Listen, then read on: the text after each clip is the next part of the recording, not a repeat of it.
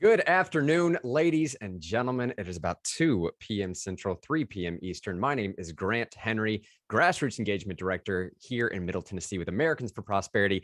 The person you may not see on the other end of this camera, but the guy that you need to thank for all the fantastic production quality going on in your screen right now, that's David Thompson. He's our Grassroots Director from the Knoxville area. If you just so happen to join us live, either on Facebook or on YouTube, this is a legislative review. Just a quick timer. We like to pull in some state legislators and just recap what happened, maybe look to what's going forward in the future, and really just talk about the bills that are most pertinent to your life. And especially what I hope to do is really pull in some of those anecdotes, some of those stories that draw attention down to some of the stuff that you may not hear, even on the state media coverage. And it is with that introduction, we have the fantastic pleasure of introducing Chairman Curcio, Representative Michael Curcio.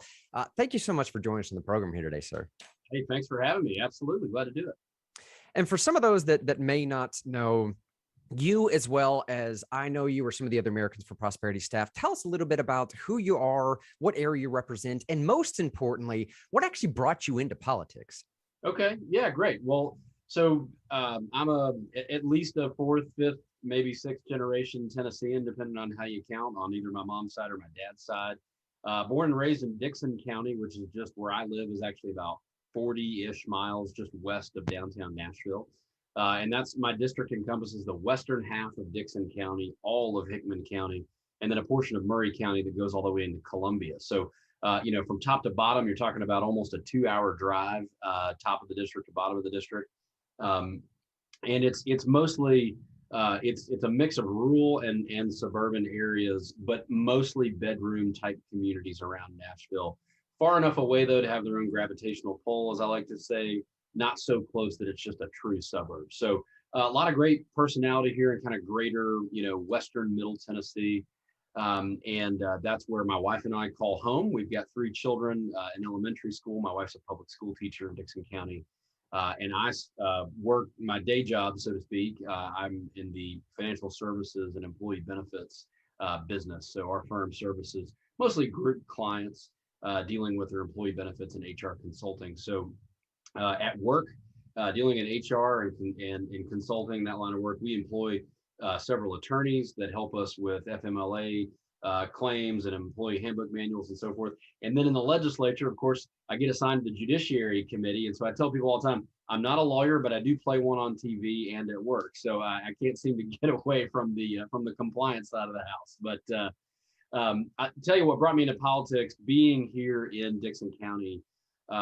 We were the classic kind of Southern Democrat territory, right? And so as you had this seismic political shift in Tennessee politics, you wound up with a Republican governor, a supermajority in the House, a supermajority in the Senate. When I first ran for elected office would have been in 2014, we had one of the last remaining rural Democrats. Great guy, but wasn't a super minority at that point. And so many of us who looked around and saw our community growing said, this is not the time for us to take a back seat or to not have kind of a leadership voice at the table. So I was kind of recruited to run by friends and business colleagues. I did so on a message that said, look, we need a new conservative voice for Tennessee. We've got to have a leadership seat at the leadership table. And so my race really mirrored a lot of what Americans for Prosperity does, which is not veering off into a lot of the social issues, but saying, look, we've got a $46 billion enterprise called the state of Tennessee. We've got to be able to run that thing nimbly and to make sure that it's efficient, limit the size and scope of government to what government does best, leave the rest of it up to you, the taxpayers, the business owners, the average everyday working citizen of Tennessee. And that's a message that resonated. So while I did come up short in 2014 running against an 18-year incumbent, I lost by 14 votes initially, which is a heartbreaker, as you might imagine. But then came back 2 years later and won with well over 70% of the vote, and have enjoyed that success every time, both primaries and generals ever since then. So that's kind of just briefly what brought me to politics, but still very much a citizen legislator, which I think is very important. That we all come home at night and go to our offices and do our work and run our businesses. Just come to Nashville when we have to get our business done, and then come back and live and work under the same laws that we pass for you guys. Yeah, and whether you're watching on YouTube or Facebook, whether you're watching live or watching this back later, you just heard Representative Curcio go through what it means to be a liberty champion for Americans for Prosperity by way of the policies that he supports. But I'll tell you another thing. The individual has a true servant heart, right? That's another reason why he's one of our liberty champions is within a representative republic. He really does play out that ideal of representing his constituents. And one way you've done that supremely, Representative, is through the realm of criminal justice reform. Now, in Americans for Prosperity, we like to say that, look, it's smart on crime, soft on taxpayers. And House Bill 1406 in particular is one that I want to spend a little bit of time on. I personally believe it did not get nearly enough attention in media. Before we get into the meat of what the bill does, I know Governor Lee brought together this sort of like use of force policy task force or something. Can you tell us a little bit of the history as to how we got there and what problem this bill, House Bill 1406, it was attempting to solve? Sure. I'm really glad you're highlighting it because I agree with you. I think this is an issue that maybe we don't get enough credit for. A lot of times, I'll be, I commute in and out of Nashville every day. So I'll be headed home. I'm listening to the news media. Of course, I know what happened in the General Assembly that day. We spent 98% of our day agreeing on nonpartisan, kind of running the business affairs of the state issues.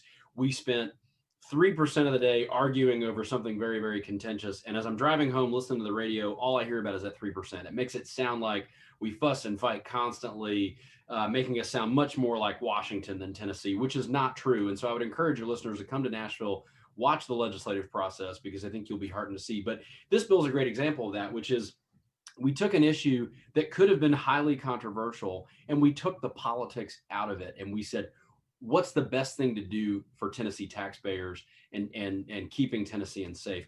So for folks who don't know, and bill numbers are tricky, so House Bill 1406 deals with use of force by police, but setting up standards. So what we realized in the wake of the George Floyd tragedy and the crisis that ensued across the country and the conversation that ensued around the actions, of officers and when it's not appropriate, use of force and so on and so forth, there were a lot of partisan daggers getting thrown. And what I firmly believe is that Tennessee always leads. It very rarely do I find an instance where I say, yeah, we've really, we really were off base on this one and we need to change target. It certainly happens, but Tennessee leads more often than not. And so what the governor did was he pulled together a task force of law enforcement, of community resources, and said, let's review what the policies of our individual law enforcement agencies are. What we learned from that review is that by and large, law enforcement agencies across Tennessee were getting it right. They were already following the best practices the National Institute of Justice had set forth, that a lot of the working groups from across the country had come together and said, well, if law enforcement would just do X, Y, and Z, then we would see fewer and fewer of these instances of accidental deaths or things gone wrong. So what we saw was this kind of eureka moment of, wait a minute, we're already doing all of these things. It's just that they rested in policy at the law enforcement agency level. There wasn't black letter law, as we say, or it wasn't codified in the green books to say, this is what a use of force policy should look like, and so on and so forth. So what we really did was we compiled those great best practices that our individual law enforcement agencies were already adhering to, and we codified them into law. And we did so in a way to where, and I said this early on in the discussion, was I said, ladies and gentlemen, there's a lot of folks across the country that want to do something to law enforcement. In Tennessee, we don't want to do anything to law enforcement or to a community or to a particular city. We want to work together. We want this to be an effort with law enforcement, with our communities, with our churches, our faith communities, and so forth, to say, how can we all come together and ensure that we've got a safe, effective means to police our citizenry, to keep people safe, and to make sure that we don't have tragedies occur. By doing that, we wound up with this bill with complete bipartisan support. So an issue that could have absolutely, if we had succumbed to kind of our more base natures, we could have said, you know what, we're going to fight on this, and we're going to throw some zingers in there to make one side look bad or the other side look bad. And I said, no, time out, everybody. What's the best thing for Tennessee and Tennessee taxpayers? And that's what we did. And that's why you see a bipartisan effort. And I think, just to put a final point on it, show me a piece of legislation that passes by one vote in a strict party line with a lot of arm twisting, you're probably going to show me something that's not going to stand the test of time, either legally or and from a popular nature. You're going to see the voters come back and overturn it later. On the flip side of that, show me a bill that's got broad bipartisan support, and I bet you will see something that can last 20, 30, 50 years into the future to serve our state. See, and this is what I'm talking about. Just so everyone knows what this bill actually does, understand the background of this, okay? Governor Lee sets up a task force designed specifically to address use of force policy. It's carried by the chairman of the Criminal Justice Committee, a staunch Republican, backed by Democrats. And here's what it does. In the wake of the George Floyd summer, bans chokeholds unless the officer reasonably believes that there's deadly force needed. Each law enforcement officer has to go through training for de-escalation tactics. There's a duty to intervene now if escalation is used or if excessive force is used. It imposes a duty on an officer to report if excessive force is used. It also says, for some of the other people out there, a magistrate shall no longer issue a no-knock search warrant. And you just said it a second ago, Representative.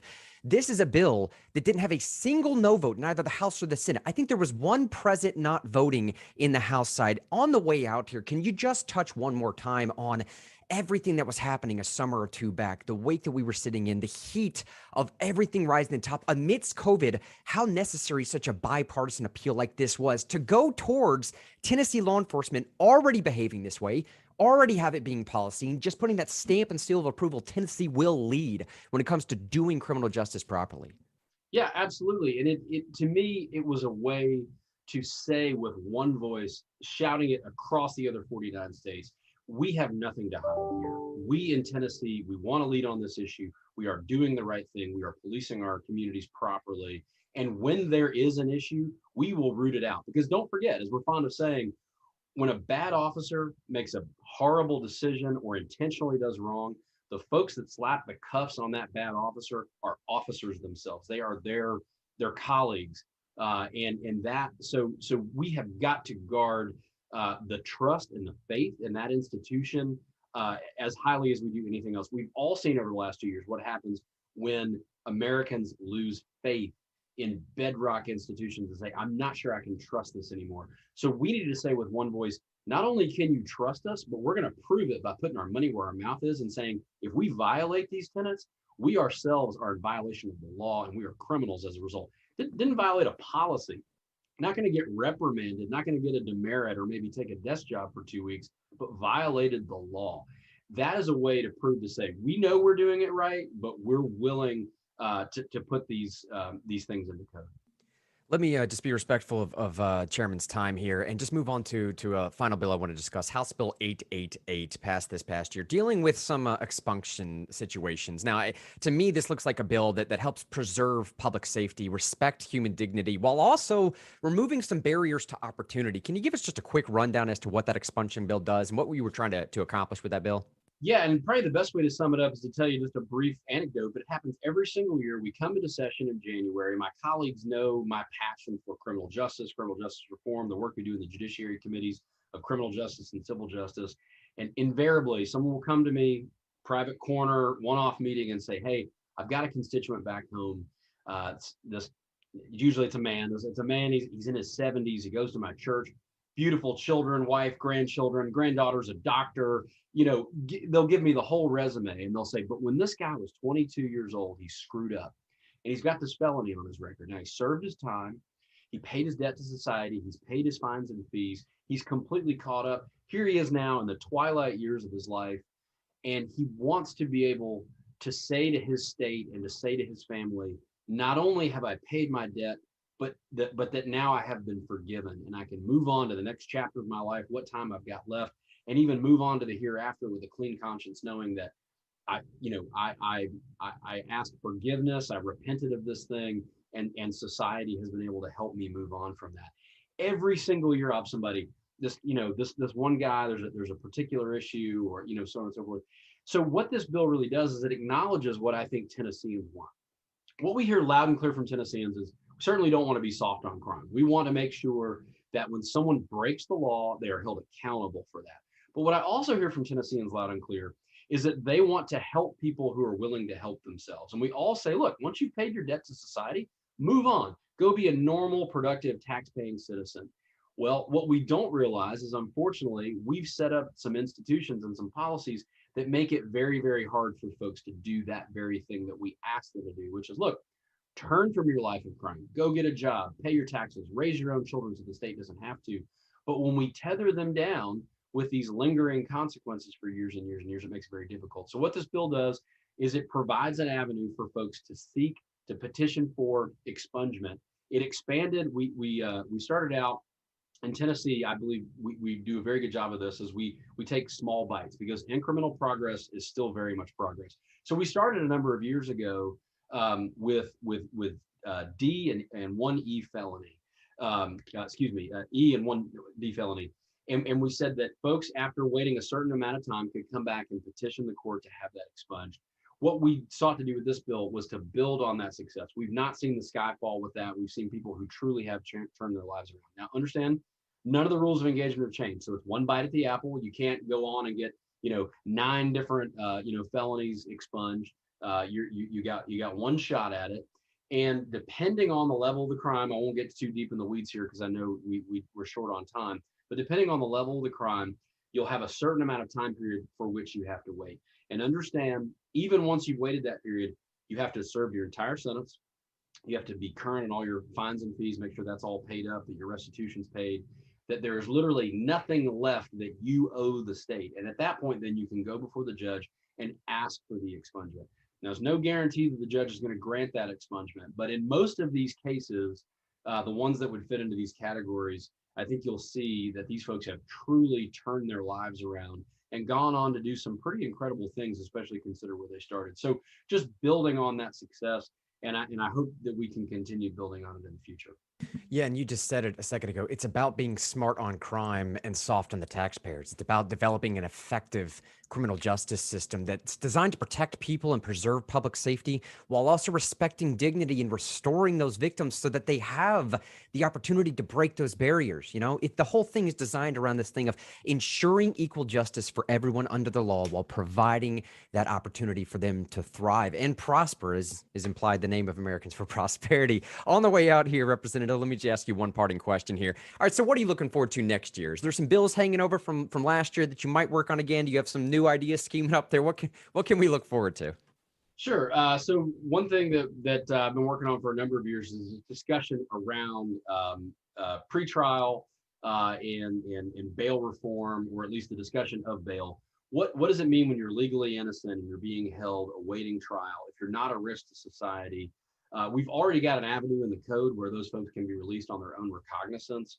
Unfortunately, it is little used, and so a lot of our majority of our jail population are folks that are sitting pre-trial who are legally innocent, just waiting for their day in court. Oftentimes, you'll have folks who've waited in county jail so long that by the time they get to court, even if they are convicted, the sentence that they would have been levied would have been shorter than the time that they spent already in county jail, and the judge will let them go for time served.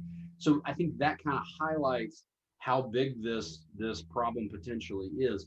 There's not one thing that you can point your finger at in this discussion. A lot of folks get very, very personal when you start looking at this and say, well, it's not my fault, it's not my fault. It's not one thing, it's a million little things, and that's what we're learning. Each jurisdiction has its own set of challenges. We certainly have a rampant mental health and substance abuse problem in the state. And until we start attacking those root causes and getting folks the help that they need, that revolving door of recidivism is going to continue. So expect more conversations around the bail process and pretrial. Not throwing the baby out with the bathwater, but examining it, top to bottom, and seeing if there's ways that we can make it better. Something else that I worked on a number of years and hope to continue to do. We had a very, very broad drug-free zone law in this state, which made most urban areas, cities like Chattanooga, Nashville, Knoxville, almost the entire city, because of this overlaid network we created, were in areas where if you were caught with any amount of drugs, you got this huge enhancement to your sentence that came with 100% sentencing requirements. So we would have folks who would get pulled over for a taillight out be found with a very, very small amount of recreational use drugs. If they'd been across the street, again, nobody's saying they should have had those drugs on them. I'm not condoning that behavior whatsoever.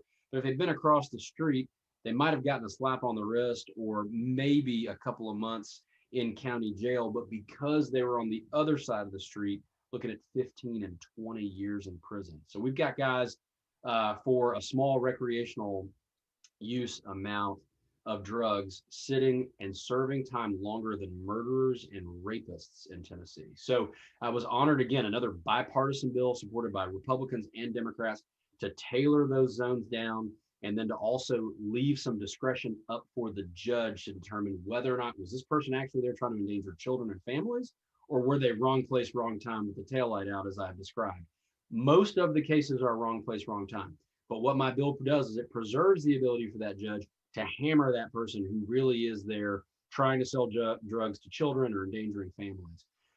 So we made that reform already. Why am I talking about it now? Because the bill was not retroactive. There are about 480 folks sitting in Tennessee prisons who, if they were caught today doing the exact same behavior, would have a drastically different sentence than they have now. So you got folks serving 15 and 20-year sentences who might have actually served 1 year or 9 months or something like that. I am not advocating for just treating all those folks the same. What I'm advocating for is an individualized assessment. Go back and look at those cases one-on-one. To me, this is a freedom and liberty issue. If someone was truly there with malice intent, then we need to, in some cases, we absolutely may need to preserve that sentence. If you've got some other cases, as there are with a couple of dozen of these, first-time offenders, never been in trouble with the law, and have no disciplinary write-ups since they've been incarcerated. They were truly wrong place, wrong time. They're desperately trying to get home to their families. Again, I'm not advocating for a wholesale, just sort of, open up the door and let folks go home. But let's look at an individualized assessment of those folks. Yeah, the statute like that is designed specifically to address an individual who is in a school zone specifically there to sell to children. Now, if that's the case, 15-year mandatory minimum sentence, that's what the statute is designed to address. However, I remember hearing testimony about someone driving through a school zone where the school was shut down for 6 months because of a black mold situation. No one was even at the school, right?